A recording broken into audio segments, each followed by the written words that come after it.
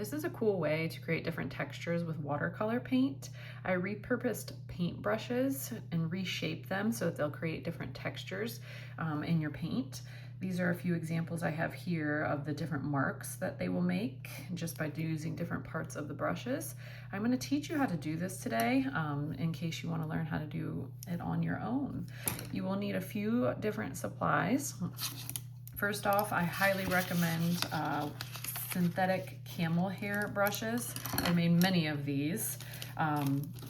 This is the pack that I bought from Hobby Lobby. It's $3.99 for 7 of them. Not only are these cheap, but they hold the resin very well and they still work. Some of the problems that I ran into with other brushes is I would get the shape to hold, but then the watercolor wouldn't work because the ends were too plastic. So you definitely don't want just a standard synthetic brush. So in addition to paintbrushes, you will need UV resin and a UV light. This one came from Resin Rockers, but this is available on Amazon and other stores. Let me know in the comments if you need some help with that. And then I like to use a UV pen light. You can use one of those standard issue nail polish setters. I don't know what those are called because I'm not a nail kind of gal, but I like to use this and you'll see why here shortly. It's a little bit more control. This one was $9.99 at Menards. They're not crazy expensive. You will also need a pack of toothpicks.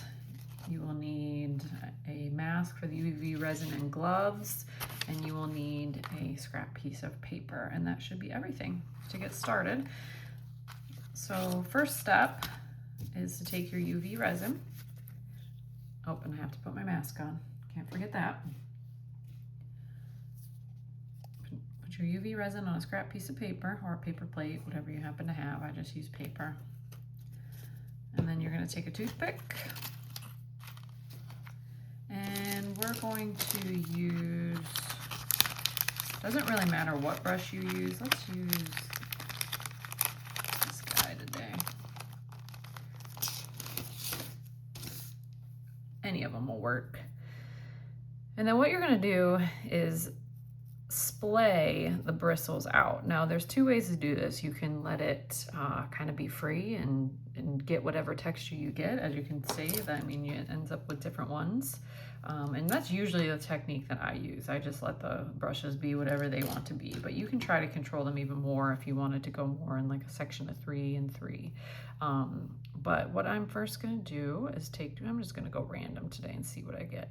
I'm going to pull this apart. I'm going to dip into the UV resin. And you just want to put the UV resin at the base.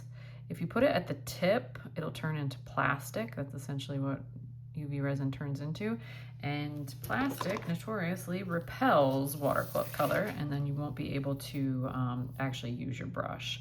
So I have a little bit of UV resin at the base, and you want to be careful. Don't touch, and that's where wearing gloves is probably a better option here.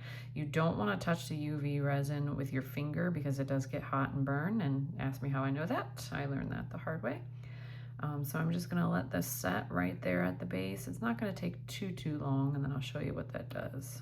Okay, and you see how that holds its shape right there?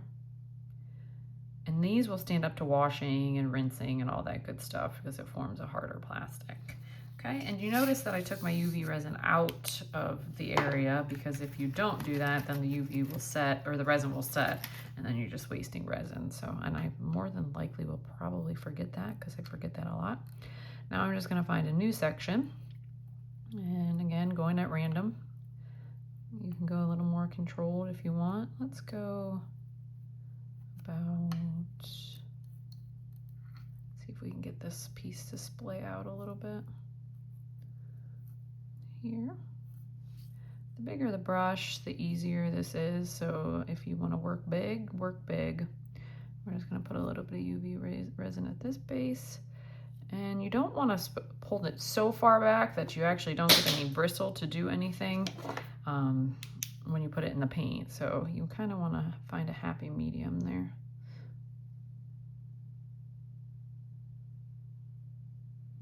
Because if I were to keep it too far back, when you actually try to make the texture, it won't touch anything and it won't become a texture. There we go. looking pretty good. Okay, let's do one more. Oh, see, I told you I was gonna forget to move the resin. See what happens when you don't move the resin? And then you have to waste your resin. I forget that a lot though. So I can't even say that I don't. Let's go.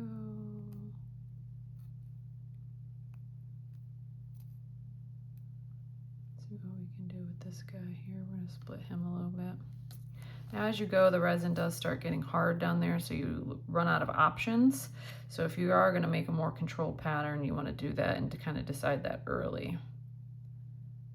Because once that resin hardens in there, you can only do so much. And we're gonna let this set. Okay. All right. I'm gonna give it one more quick tip or tap here with the light. Make sure it's set, and then move my UV resin out of the way, and it gets to be my favorite part, testing the brush. So I'm gonna get some phthalo turquoise here on my brush. Oh, that's cool. So that's just dabbing. And then if you want to use the side, you can see what just the side does. And I got a little bit too much paint on my brush. So that's just the side right there. Now we could try the other side. And you'll get a whole nother bit of texture. I even like to see what it'll do when it swirls. I think that's really fun.